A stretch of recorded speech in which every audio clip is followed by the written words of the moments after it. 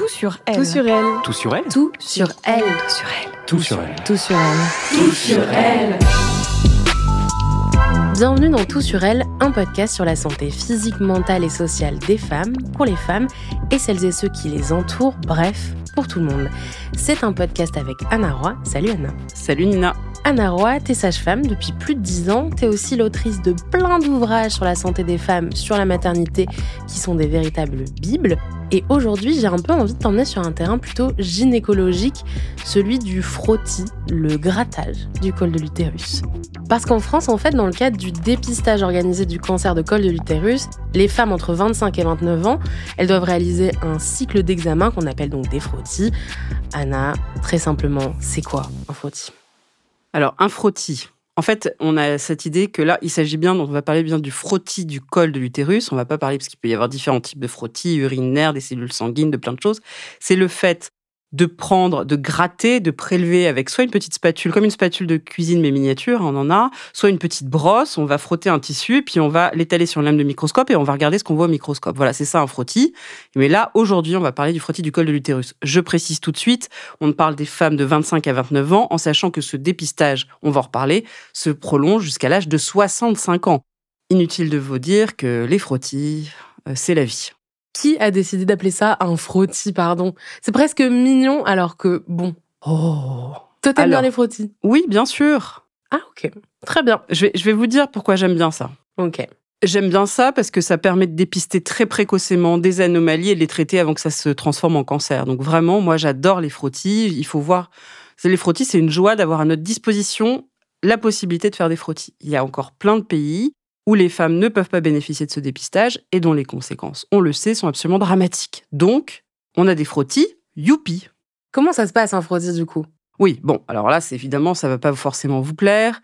Le frottis, je ne dis pas non plus que c'est une partie de plaisir. Il faut bien sûr enlever le pantalon, la culotte, ou la jupe et la culotte, peu importe, puisque malheureusement, ces cellules, on les trouve sur le col de l'utérus. Donc, il va falloir accéder jusqu'au col de l'utérus. Donc, évidemment, on se déshabille. Là, on s'installe sur une table d'examen. Alors ça dépend. À chaque gynéco, à chaque sage-femme, sa table. Il y en a qui ont des étriers, il y en a qui ont des repose-jambes. Il y en a qui ont rien du tout, qui ont juste des sortes de divans où on met les pieds de chaque côté. Enfin bon, chacun a ses petites habitudes. Et là, ensuite, il va falloir qu'on introduise un spéculum. Un spéculum, vous pouvez regarder ce que c'est sur Internet. Mais c'est un dispositif médical qui nous permet d'aller à l'intérieur du vagin et qui a deux grandes, comme une mâchoire qui s'ouvre et qui nous permet de voir dans le fond du vagin. Vous verrez, c'est très, très pratique. Alors ça, soit on vous l'introduit, soit vous pouvez vous-même l'introduire au démarrage si ça vous fait moins mal. Très important de dire que cette introduction ne doit pas faire mal. Donc attention à l'angle, attention à la taille, attention à plein de choses. Mais un spéculum, à moins qu'on ait des problèmes de vaginisme, il n'y a aucune raison pour que ça fasse mal. Très important aussi. Il faut d'abord qu'on vous demande l'autorisation. Madame, est-ce que je peux vous toucher ? Madame, est-ce que je peux poser ? Etc. Ça, c'est vraiment important. C'est soumis à l'obtention de votre consentement, évidemment. Comme tout geste médical, très important d'avoir ça en tête. Donc, une fois que le spéculum est là, quel geste va faire le professionnel de santé, en fait ? Alors, c'est un peu comme une grotte. Donc, nous, il faut qu'on aille voir un peu ce qu'il y a à l'intérieur. Donc, souvent, on a une lumière qui est pratique, qui nous permet d'aller voir dans le fond. Et avec notre petite brosse ou notre petite spatule, eh bien, on va les prélever, on va les gratter, votre col de l'utérus, pour aller prélever des cellules à cet endroit-là. Voilà, tout simplement. Et après, selon la façon dont on envoie au laboratoire, soit on le met directement dans le liquide, soit on l'étale directement sur une lame. Enfin, il y a plusieurs façons de faire. Et une fois que c'est fait, on dévisse le spéculum et on retire le spéculum et vous pouvez vous rhabiller. Alors attends, juste pour être sûr, donc on ouvre avec le spéculum, on écarte donc les grandes lèvres, on arrive par la vulve, le vagin, et le mouvement d'ouverture du col, c'est pas naturel, c'est à ça que sert le spéculum parce que on n'est pas censé c'est accéder. l'ouverture du vagin. Hein. Ok. Parce qu'en fait, le vagin, tout le monde nous dit oui, le vagin c'est un trou, pas du tout. C'est pas une grotte, le vagin. Le vagin, quand il est toujours même, ses parois sont collées. Donc évidemment, quand on écarte les grandes lèvres, on voit pas le col de l'utérus. Comme ce n'est pas un trou, c'est juste un conduit, et il faut qu'on écarte les parois de ce conduit pour arriver à voir le col de l'utérus qui est tout dans le fond du vagin. On n'y accède pas comme ça facilement. Enfin, facilement. Si, assez facilement. Mais il n'est pas là directement à l'entrée. Et donc, c'est pour ça qu'on a besoin de cet écarteur. En fait, le spéculum, c'est un écarteur. Vous voyez, en chirurgie, on a des écarteurs. C'est un écarteur à vagin, on pourrait dire ça. Et donc, on va venir prélever des cellules. À quoi ça sert ? C'est quoi les cellules ? Enfin, qu'est-ce qu'on vient chercher à cet endroit-là ? On va regarder s'il y a des cellules qui sont anormales, qui ont une sale gueule, en fait. Ou alors, s'il y a des lésions carrément précancéreuses, voir s'il y a des lésions cancéreuses. Mais c'est ça qu'on va regarder. On va regarder la tête des cellules de votre col de l'utérus. On peut aussi prendre ce prélèvement et aller regarder s'il y a une présence de ce qu'on appelle l'HPV, du papillomavirus, un virus qui est responsable de ces cancers du col de l'utérus. Et donc, on va regarder s'il y a de l'ARN, de l'ADN dans ce prélèvement de ce virus-là. Mais à l'œil nu, le praticien, donc, est-ce que tu peux juste rappeler d'abord qui pratique le frottis ? Très important, il n'y en a pas 500, c'est un médecin, une sage-femme. À noter que dans les médecins, on les oublie souvent, il y a les médecins de laboratoire. Ça veut très bien dire que si vous n'avez pas le temps, que je sais pas, dans votre région, il n'y a pas de sage-femme, il n'y a pas de gynéco, c'est trop compliqué, vous pouvez directement vous rendre au laboratoire et pratiquer ce frottis. Que ce soit pour le test HPV ou pour le test, pour faire un frottis vraiment du col. Ça, c'est vraiment important. Et il y a aussi certaines infirmières, dans certains endroits de désert médical, il y a évidemment des gens qui sont autres que les médecins et les sages-femmes habilités à le faire. Et les gynécos, du coup ? Bien sûr, les gynécos, sages-femmes, évidemment, dans les médecins. Pour moi, c'est dans la catégorie des médecins. Et on peut le faire où ? On peut le faire à l'hôpital, en centre de santé, dans un cabinet de ville, au planning familial, enfin, dans pléthore d'endroits. Et bien sûr, il y a des endroits où c'est 100% pris en charge. Le tarif peut être un frein, parce que les gens disent « mais c'est trop cher, les consultations chez le gynéco ». Sachez qu'il y a des endroits où c'est évidemment complètement pris en charge. Et donc, ce praticien, donc sage-femme, gynéco, médecin, infirmier, selon les habilitations, est-ce qu'il voit quelque chose quand il pratique ou elle pratique le frottis? Il voit un truc ou juste il se contente de... Malheureusement, non. Alors si, quand même, quand il va regarder ce col de l'utérus et il va dire est-ce que ce col de l'utérus, il a une bonne tête ou il a l'air d'être pas très en forme. Ça, bien sûr, on appelle ça un col sain, S-A-I-N. Col sain, ça veut dire c'est un col qui va bien, quoi. Mais sinon, on voit rien. On est très limité. Et même si on me donnait une lame de laboratoire et qu'on me disait, voilà, tiens, Anna, analyse ce frottis, je serais bien incapable de le faire. Pour ça, heureusement, on a des médecins de laboratoire, des praticiens de laboratoire qui sont capables de nous dire si ces cellules sont bien ou pas bien. Mais c'est pas nous. Là, parce que souvent, après un frottis, vous avez vu, on a une feuille où il y a écrit tout un tas de choses très difficilement compréhensibles. Mais ça, ce n'est pas la sage-femme ou le médecin qui le fait, c'est vraiment un médecin de laboratoire qui est capable de le faire, seulement lui. Et toi, tu dis qu'un frottis, ça fait pas mal. Si ça fait mal, c'est pas normal? Non, c'est pas normal. Un frottis, ça fait pas mal. À minima, ça peut être désagréable. C'est pas un examen douloureux parce que, regarde, évidemment, je prends une cuillère en bois et je te la gratte un peu fort dans le dos. Ça fait pas mal. Mais là, c'est exactement la même chose que je vais faire, mais sur ton col. Un spéculum, s'il est correctement introduit dans des conditions normales, il n'y a pas de raison que ça fasse mal. Okay. Je te dis pas que c'est agréable. Je te dis que c'est pas un examen douloureux. Il y a des examens douloureux, par exemple. Poser un implant en sous-cutané, ça fait mal comme une piqûre. Ça, je te dis, ça fait mal. C'est pour ça de te dire, je te dis honnête. Là, on écarte les parois du vagin, on va gratouiller. Oui, gratter, effectivement, c'est peut-être moins agréable que d'aller faire une partie de tennis, mais c'est quand même pas désagréable. Okay. Mais je sais qu'il y a beaucoup de femmes qui disent que ça fait mal, ça. Donc attention aux praticiens aussi qu'on choisit. Si effectivement on vous introduit un spéculum sans vous demander, hyper fort, mal orienté, tout, ça peut faire horriblement mal. Il y a des récits de femmes, j'ai des récits de femmes tous les jours qui me disent « Mais Anna, c'était cauchemardesque, je hurlais, j'avais les fesses au plafond. » Non, ça, c'est pas normal. Ça doit pas faire mal. Et donc, en France, il a été décidé que les frottis, dans le cadre d'une prévention du cancer du col de l'utérus, ce qui a été décidé par les autorités de santé en France, c'est de faire pratiquer un frottis à toutes les femmes, le premier étant à 25 ans. C'est ça, Absolument, Nina. On va essayer d'être le plus clair possible parce que les recommandations ont changé et plus personne n'y comprend rien.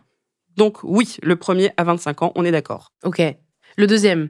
En fait, le premier à 25 ans, si tout va bien... On en refait un. Ok, mais quand? 12 mois après. Ok. 1 an après. Ok. Et si ça va pas? Alors, si ça va pas, ça dépend. Qu'est-ce que ça veut dire, ça va pas?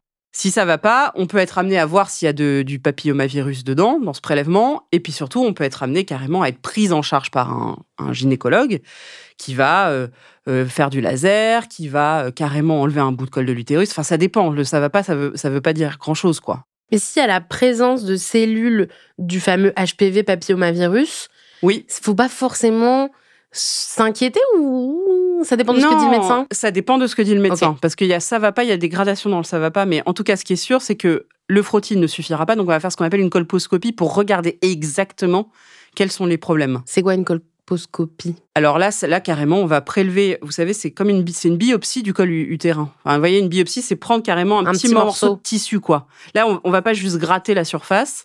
on va carrément aller prendre... Ah, je dis un tout petit morceau, hein, Oui. On En fait, c'est bien le d'accord. même examen, sauf que cette fois, on prend un peu plus. Voilà, un peu dans l'épaisseur. Ok. Vous voyez ? Et on regarde ce qui se passe. Ok. Et en fonction, des médecins spécialistes décideront. Mais effectivement, tous ces parcours, je le sais, sont très anxiogènes pour les femmes.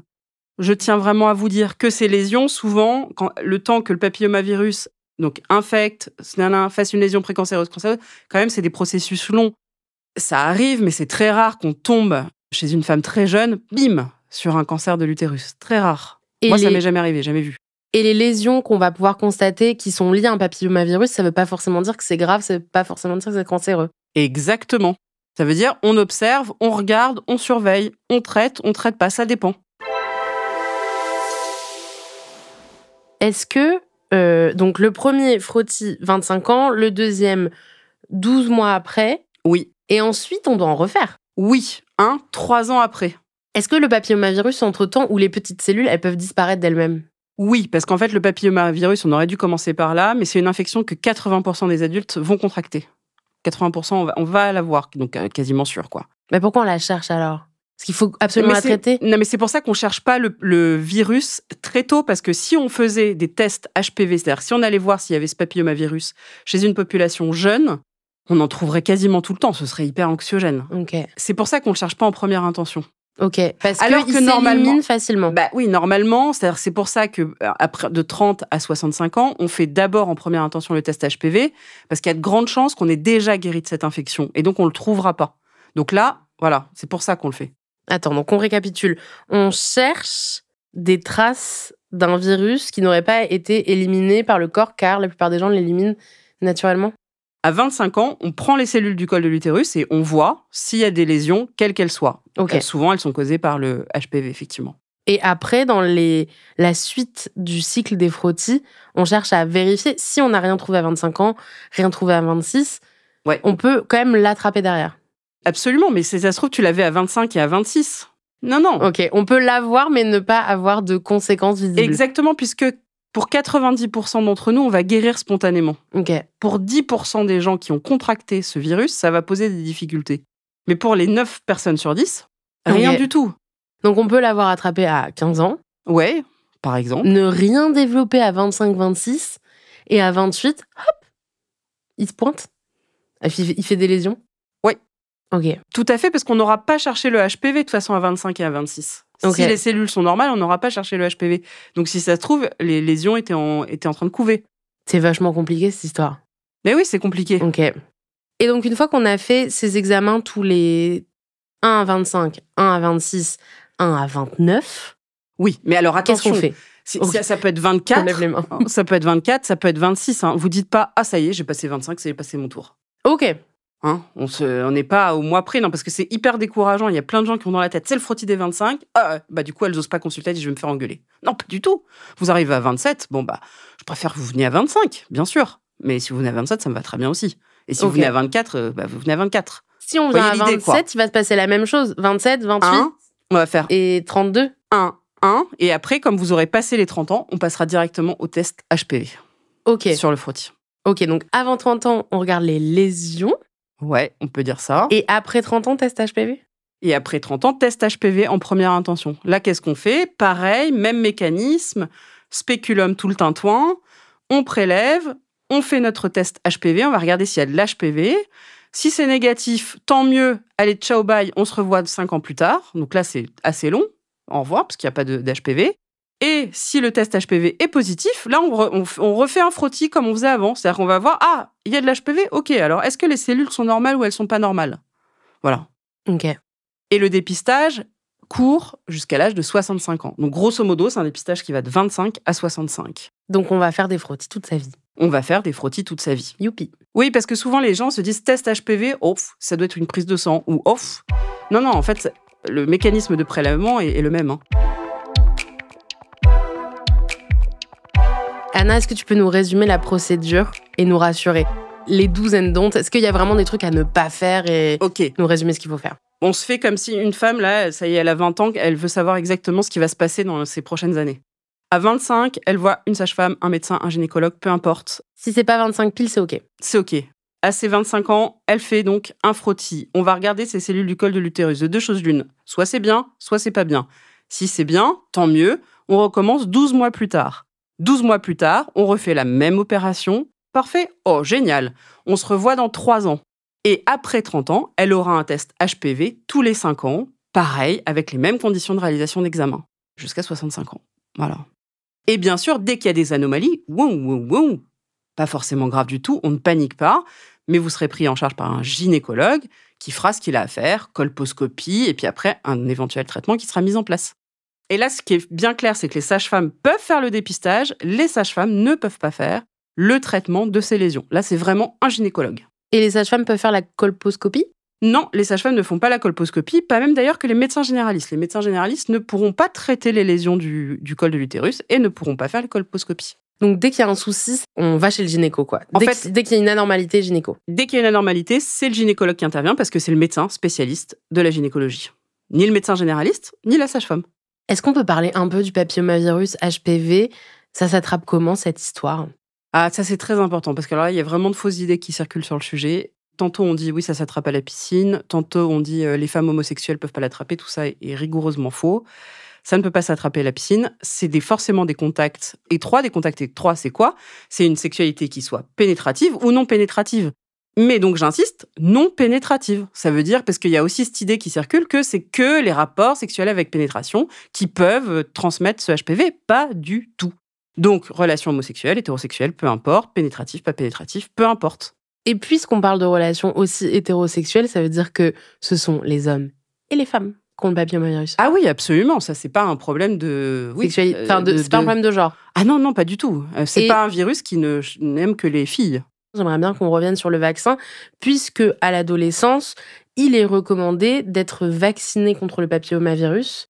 Malgré tout, 80% de la population le développe, comme tu l'as dit précédemment. Donc là, moi, je t'avoue que tu m'as perdu. Pourquoi on se fait vacciner ? C'est quoi le vaccin ? Non. Ça protège Attention, de quoi ? parce que le vaccin, c'est assez récent dans l'histoire de la médecine. Est-ce que tu as été vaccinée, toi, Nina ? Ouais. Voilà, moi, non. Tu vois, donc nos chiffres, en fait, et pourtant, on n'a pas une grande différence d'âge. Enfin, je veux dire, on n'a pas 30 ans, quoi. Non, le vaccin, c'est absolument hyper efficace parce que ça réduit considérablement le risque. Peut-être même qu'il y a un jour, peut-être pas si lointain, où il n'y aura plus de frottis. Parce qu'en fait, le vaccin sera tellement répandu et tellement efficace et aura tellement décimé le papillomavirus humain que peut-être on n'aura plus besoin de ce dépistage. Hein. Mais moi, on m'a fait un frottis alors que j'ai été vaccinée. Oui, mais absolument, parce que ça fait pas 100%, ça protège pas de 100% des infections. Mais ça réduit considérablement le risque, sinon on le ferait pas. Ok. Donc, malheureusement, c'est un vaccin, tu sais bien, les vaccins sont efficaces. Souvent, par exemple, la grippe, cette année, c'était 2/3 d'efficacité. Là, c'est plus que ça. Mais tu vois, chaque vaccin a son niveau d'efficacité.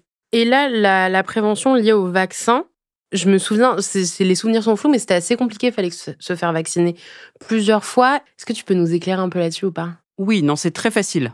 Ok, vas-y. Vaccin entre 11 et 14 ans, filles, garçons, peu importe, on s'en fiche. Et c'est en 2 injections. Il y a 2 types de vaccins qui sont utilisés, on ne va pas rentrer dans les détails. De toute façon, il y a plein de gens qui s'en occupent, ça peut être le pédiatre, ça peut être le médecin généraliste, ça peut être une sage-femme, ça peut être n'importe qui, peu importe, infirmière habilitée à le faire, enfin bref, il y a du monde pour faire ces vaccins. Pourquoi entre 11 et 14 ans ? Eh bien, pour que ce soit avant l'exposition au papillomavirus, parce qu'on l'a dit, l'exposition au papillomavirus, c'est au moment des premiers contacts étroits, comme nous on appelle ça en médecine. Donc, à partir du moment où il y a des rapports sexuels, même si c'est une sexualité qui est non pénétrative. Et est-ce que se faire vacciner après les premiers rapports sexuels, ça peut quand même avoir un intérêt ? Oui. Entre 15 et 19 ans, ça vaut le coup. On sait que ça vaut encore le coup. Même s'il y a eu des premiers rapports, on estime que ça vaut le coup.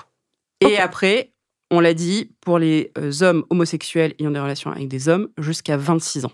Ça, c'est un cas très à part, ça. Mais ce qui est important de vraiment de dire, c'est que je vois des parents qui hésitent à faire ce vaccin.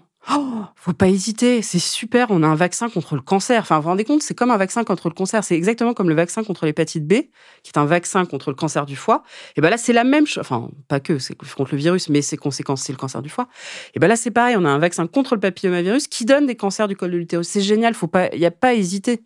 Vraiment. Mais le problème, c'est qu'en fait, ça implique de parler de sexualité avec ses enfants.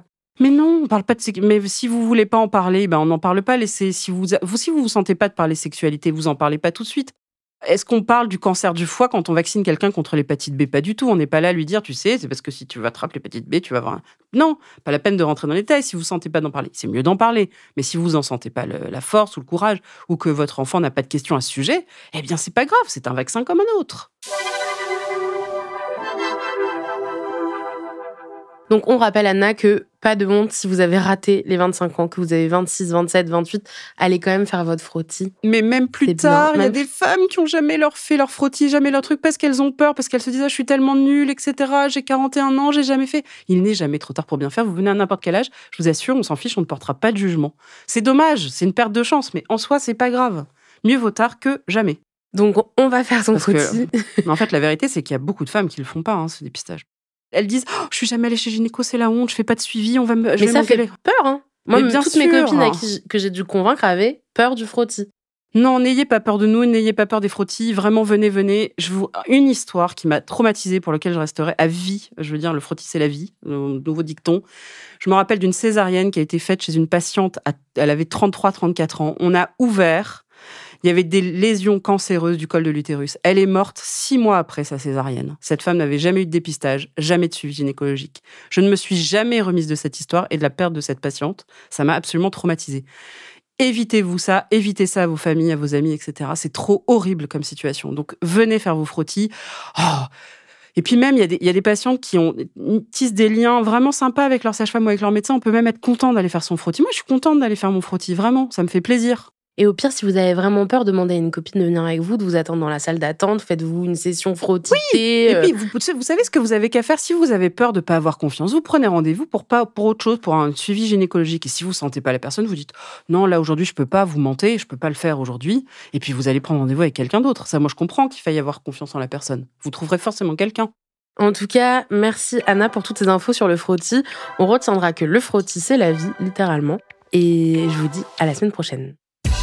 C'était Tout sur elle, un podcast d'Anna Roy, présenté par Nina Pareja, produit et réalisé par Slate Podcast, à la direction éditoriale Christophe Caron, à la production éditoriale Nina Pareja, réalisation Victor Benamou, musique Victor Benamou et Johanna Lalonde.